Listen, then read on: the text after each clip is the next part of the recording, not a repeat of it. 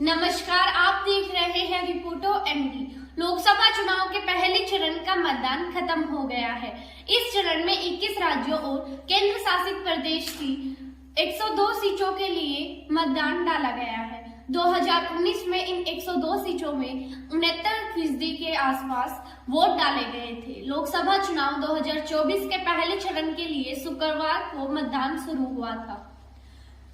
इन 21 राज्यों और केंद्र शासित प्रदेशों पर कुल 102 सीटों के लिए वोटिंग हुई है।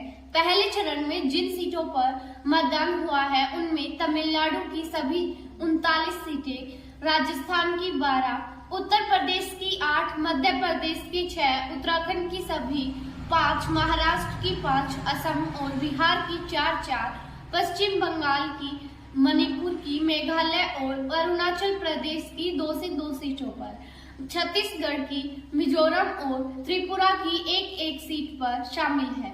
चुनाव आयोग के आंकड़ों पर अनुसार शाम 5 बजे तक 102 सीटों पर करीब 60% मतदान दर्ज किया गया है। 3 बजे तक 50% मतदान पूरा हो गया था। जिन 102 सीटों पर मतदान हुआ वहां 2019 में 70% वोटिंग हुई थी। लोकसभा चुनाव के पहले चरण में शाम 5 बजे तक 102 सीटों पर कुल 60% मतदान दर्ज किया गया है।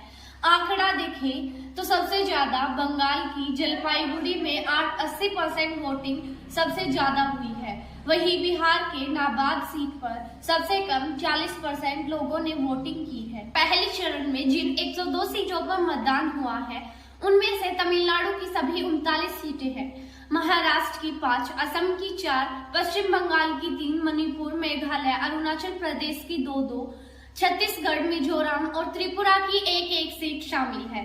2019 में तमिलनाडु की 39 सीटों में से 38 सीटों पर डीएमके और उनके सहयोगियों को जीत मिली थी। इनमें से 24 सीटें डीएमके ने जीती थी और एक अन्य सीट एआईएडीएमके ने जीती थी।